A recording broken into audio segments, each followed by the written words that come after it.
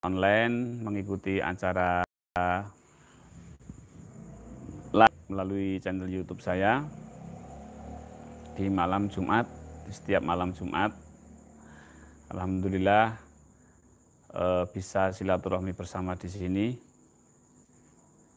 Bapak dan Ibu,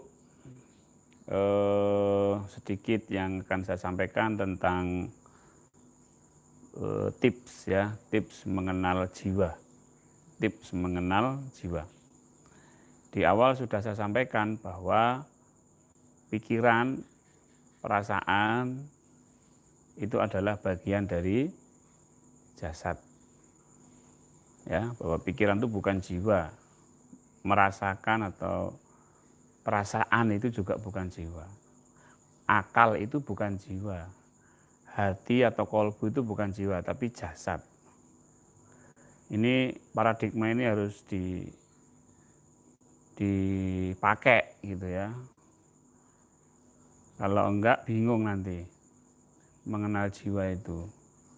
Jadi kalau mengikuti program di sini, yang namanya jiwa dan yang namanya hati dan pikiran itu adalah jasad.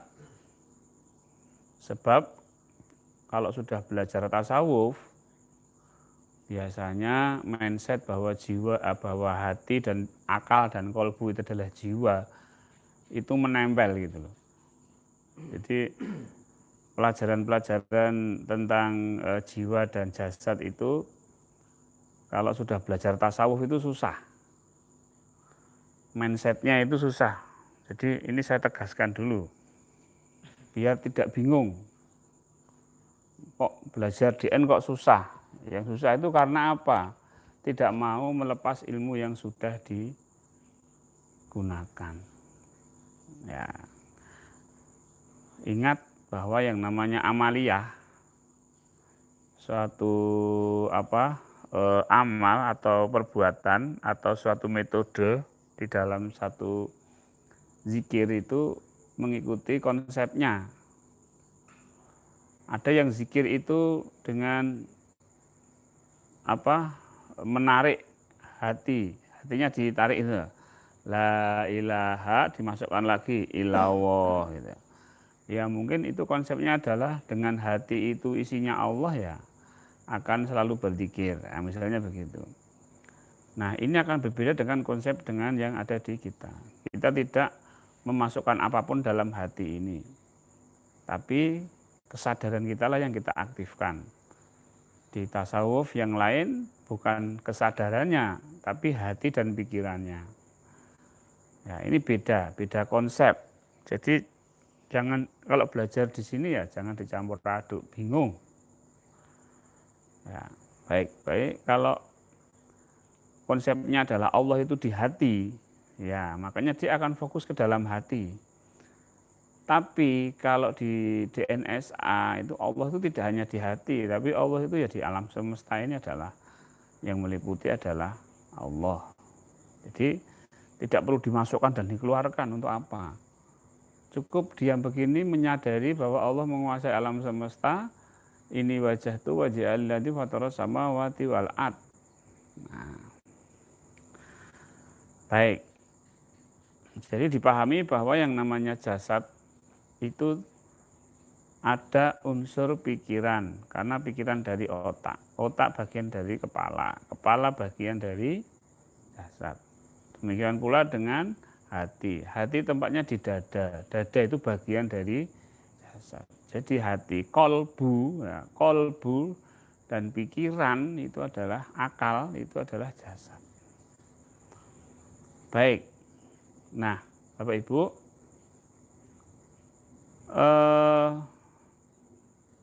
di dalam zikir nafas di level 2 kita harus berhasil untuk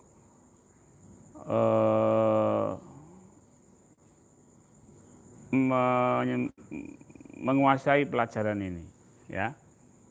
Di dalam zikir nafas level 1 kita harus menguasai bahwa pikiran itu bukan jiwa. Hati itu bukan jiwa. Ya, jiwa itu siapa sih sebenarnya? Jiwa itu adalah yang sadar itu. Yang sadar itu siapa sih? Yang sadar itu ya diri ini, saya. Jadi saya itu adalah yang sadar. Yang sadar itu adalah jiwa. Berarti pikiran itu bukanlah saya. Perasaan bukanlah saya. Tapi siapa? Tapi siapa kemudian kalau pikiran itu bukan saya? Ya, pikiran itu adalah jasad. Hati itu adalah jasad dan bukan saya. Jadi kalau sedih berarti bukan saya sedih, tapi apa? Hati saya yang sedih. Nah, di sini aja kalau masih rancu bingung, ya toh? Pikiran. Kalau pikirannya apa namanya? Pikirannya ruwet. Yang ruwet itu saya atau pikiran? Bukan saya ruwet, tapi pikiran saya ruwet. Antara pikiran dan saya itu berbeda. Pikiran adalah jasad, sedangkan saya adalah jiwa. Nah, kan jelas. Ya, jadi harus dipisah dulu. Untuk paham dikir napas level 2, kita harus paham mana saya dan mana pikiran. Pikiran itu berbeda dengan saya. Apakah ini hal yang abstrak? Tidak abstrak, ini jelas. Tubuhku, antara tubuh dan aku, ini tubuh saya, itu kan berbeda. Nah, itu yang harus sehingga kalimat aku di dalam diri ini menjadi tidak ada. Ketika saya mengatakan pikiran saya sedang ruwet, ada nggak akunya yang memiliki pikiran? Hilang karena pisah antara pikiran dan saya. Nah, aku ini yang seringkali membuat jadi tidak bisa dibedakan mana yang berpikir, mana yang sedang menyadari pikiran. Nah, jadi sekarang mudah bagaimana untuk melepaskan keakuan. Jadi ya pisahkan saja bahwa pikiran itu bukan saya.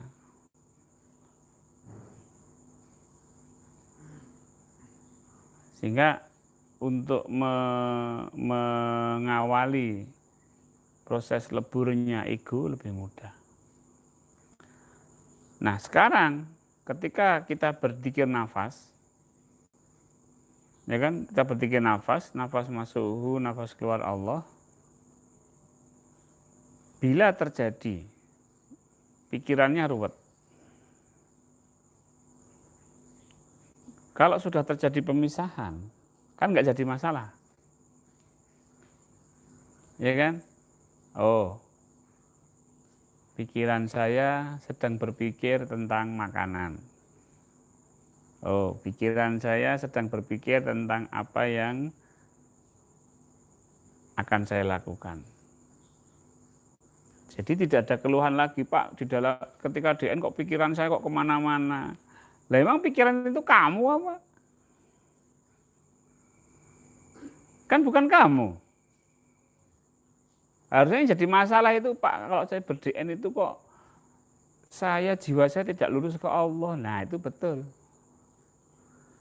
Tapi kalau yang dipermasalahkan pikiran, yang dipermasalahkan perasaan, yang dipermasalahkan adalah kesemutan, digigit nyamuk.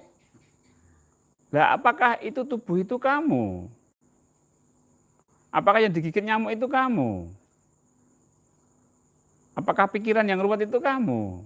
Apakah perasaan yang sedih itu kamu? Kan bukan. Ya. Paham nggak maksudnya? Jadi mudah, Pak, kalau begitu. mau pikirannya mau ruwet, mau ndak masalah, tak tonton malahan. Pikiran saya sedang berpikir tentang pekerjaan yang belum selesai. Perasaan saya merasakan sedih. Tubuh saya, tangan saya digigit nyamuk. Ya cukup gitu aja. Nah, HP-nya siapa itu?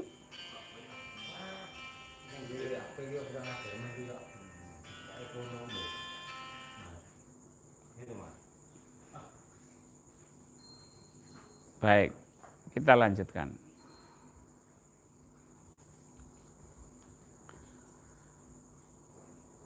Jadi nanti dalam ber-DN, pertama kali yang harus dilakukan adalah apa? Ya. Membiarkan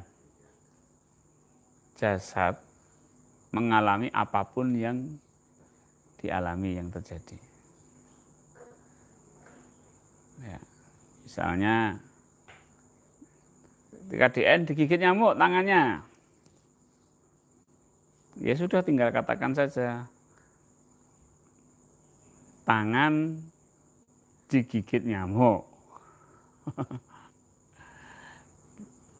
Tinggal dikitukan aja sudah, biarkan aja. Ini bukan saya.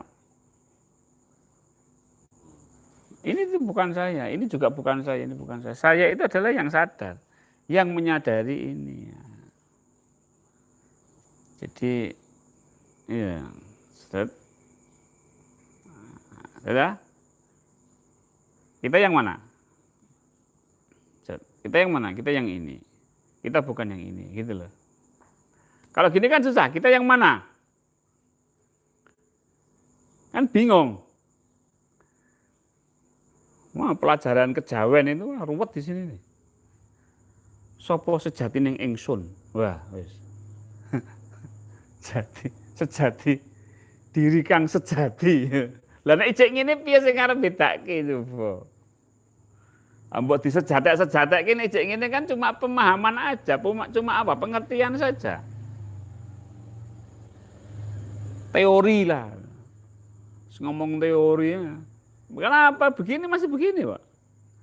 Tapi kalau begini, nah, siapa sebenarnya saya? Saya yang menyadari tubuh saya. Jelas, ya inilah sejatinya saya. Diri sejati, diri yang sebenarnya. Bukan diri ini terus sapa ingsun kuwi Allah. Wah, seruput meneh kuwi. Makanya belajar yang bukan dari Islam, mempelajari tasawuf yang bukan dari Islam, pasti larinya ke sapa diri kang sejati, ya diri Allah kuwi. Nah, wis ruwet ta.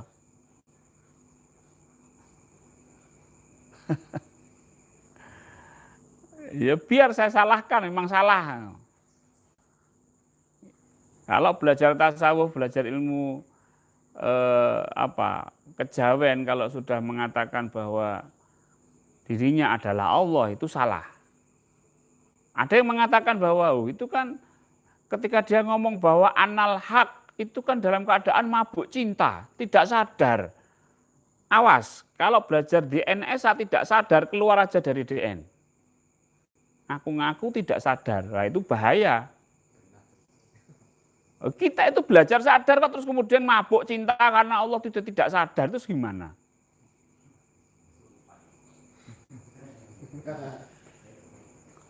Kita belajar sadar, terus sadar. Dalam keadaan sadar, full conscious. Bahasa Jawanya begitu. Jadi harus sadar. Tapi kan itu yang mengatakan kan ulama tasawuf tersohor, tidak peduli. Kalau dia mengatakan tidak sadar, mengatakan itu salah. Karena Islam mengajarkan kesadaran, yaitu apa? Ihsan. Bukan mengajarkan ketidaksadaran. Apa kalau terus mabuk cinta kepada Allah terus nggak sadar? Itu salah, kebablasan namanya. Jadab itu bukan ngedan yang tidak sadar. Orang jadab itu karena pemahamannya tinggi begitu. Dan dia sadar. Bukan kemana-mana nggak pakai baju, pakai celana pendek, nggak nutup aurat, sholatnya enggak. Bukan itu. Itu kok ada kiai yang sampai nggak sholat, oh dia jadab. Wah, ikuti tersesat. Masa ngikuti orang gila? Gila betulan loh ya. Bukan gila secara spiritual. Kalau jadab, itu karena dia menyadari Allah. Nah, misalnya, dia melihat ada tanaman diinjak, dia menangis. Nah itu karena dia sadar, ini tuh ciptaan Allah. Dia menangis. Loh kenapa kok menangis? Nggak ada apa-apa kok menangis. Nah, itu baru jadab. Bukan yang tidak sholat. Bukan yang compang-camping di jalan, nggak ada amanah apapun. Bukan itu, jangan ikuti itu. Ikuti yang pasti-pasti aja. Karena kita konsepnya adalah sadar. Karena itu banyak terjadi di masyarakat, Pak. Itu yang harus diluruskan. Jadi biar kita itu terus tidak melu-melu gitu. Nek belajar tasawuf terus sampai naik dhewe gitu loh. Lah kowe ngopo kok sampai naik dhewe uripe? Jadab kok. Loh, kan kurang ajar itu. Kenapa kamu enggak sholat? Udah jadab kok. Lah sing diikuti ya wong edan kok. Nah, ini yang harus diluruskan bersama. Pemahaman yang salah. Ya saya berani mengatakan salah, ya ben tahu memang salah meskipun saya dikatakan kebablasan. Ilmune ketuhanan kebablasan, ya ben kebablasan jejeke ora apa-apa. Paradigma tasawuf di luar sana harus kita berani untuk mengatakan tidak. Ya, kalau enggak sadar enggak. Karena Islam mengajarkan tentang kesadaran, tentang ihsan. Baik, jadi di dalam dzikir nafas, level 1, kita harus berani mengatakan bahwa pikiran saya sedang berpikir tentang, ya, ketika kita berzikir nafas, pasti Pak, ketika kita mulai berzikir, berdien, itu pikiran itu pasti berpikir sesuatu.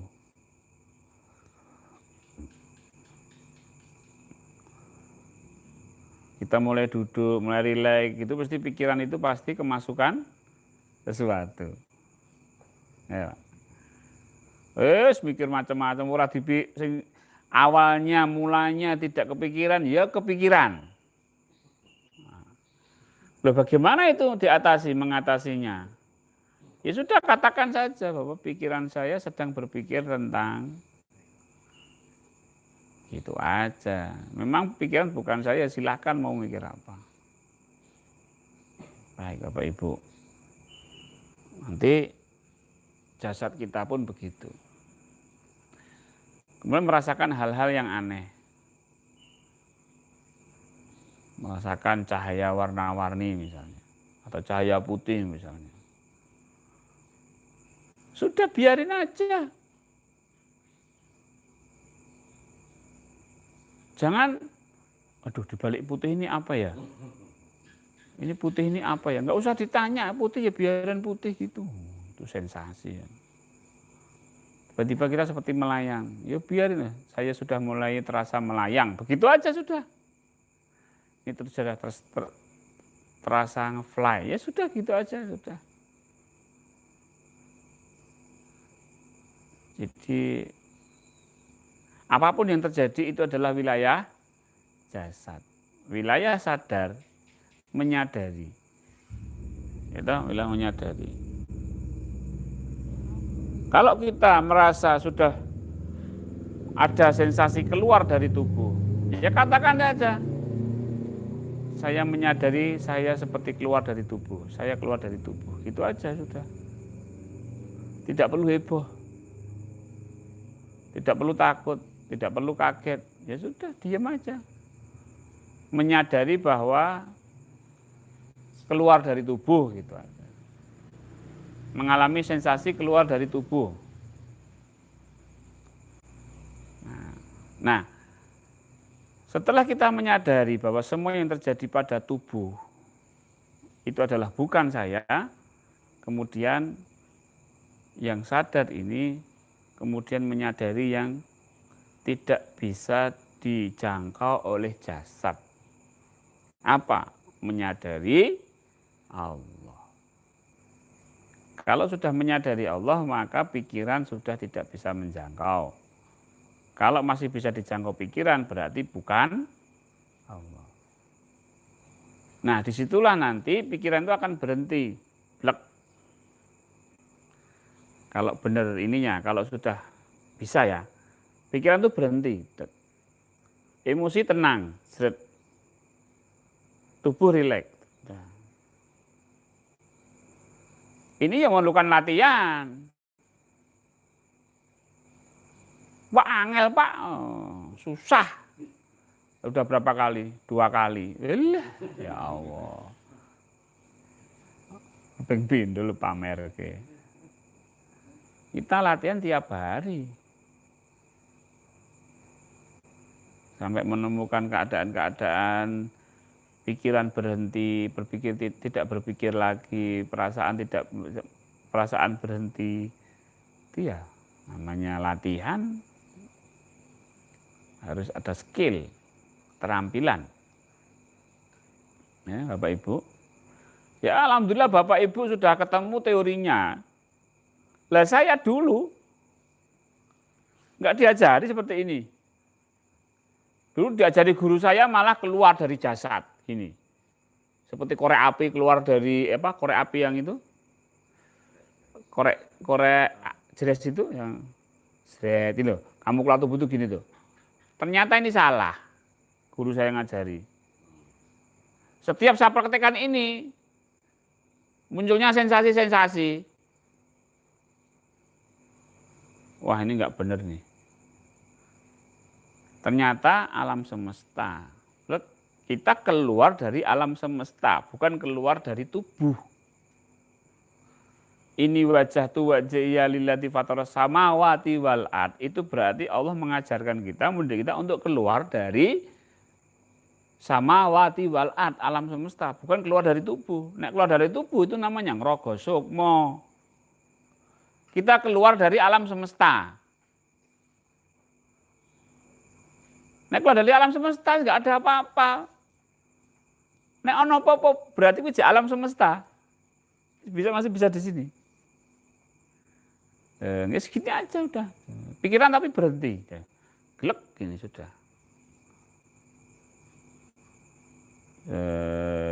Gitu sudah. Lah kok aku nyalahke guruku.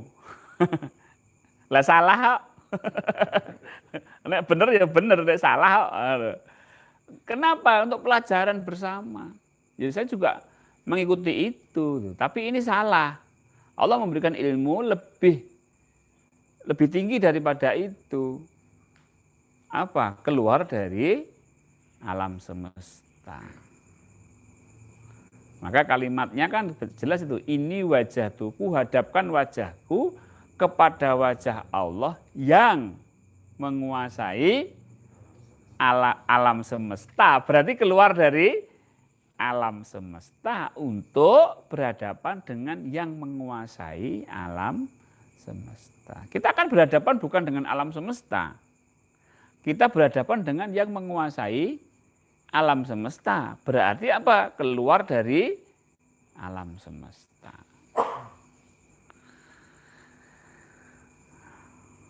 Ya. Makanya kita harus paham dulu siapa diri kita sebenarnya. Siapa jiwa itu? Jiwa itu yang mana? Jiwa itu yang sadar. Yang bisa menyadari pikiran, menyadari perasaan, menyadari tubuh, menyadari nafas, menyadari alam semesta. Kemudian dia masuk kepada yang menyadari, ya, dia masuk kepada menyadari Allah yang menciptakan pikiran, yang menciptakan perasaan, yang menciptakan tubuh, yang menciptakan alam semesta. Nah, itulah sebenarnya saksi. Disitulah saksi sebenarnya, menjadi saksi yang sebenarnya. Kalau sudah begitu, maka bertasbihlah kita, subhanallah, maha suci Allah. Sang saksi ini memuji.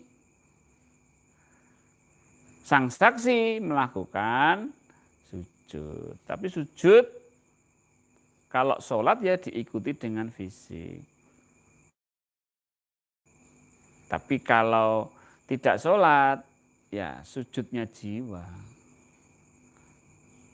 Jadi sadar tidak sekedar menyadari, menyaksikan aja, tapi ya memuji, mengagungkan, mensyukuri. Nah, itu posisinya wis bener. Wis lungguh ning kono, jumeneng di situ, memuji Allah. Nah, ini bisa menyadari Allah, menjadi saksinya Allah, memuji Allah, sujud, ruku, bisa diikuti dengan jasad, bisa tidak. Kalau pas sholat ya diikuti dengan jasad. Tapi kalau tidak pas sholat ya tetap sujud. Tapi tidak diikuti dengan tubuh, jiwanya saja. Sujudnya jiwa yaitu berserah kepada Allah. Baik. Mari Bapak Ibu kita latihan mengenal siapa sebenarnya diri kita. Bapak Ibu yang sedang online silakan untuk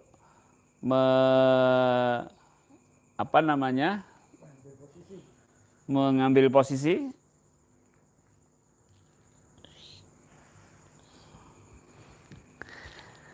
Silakan posisinya rileks.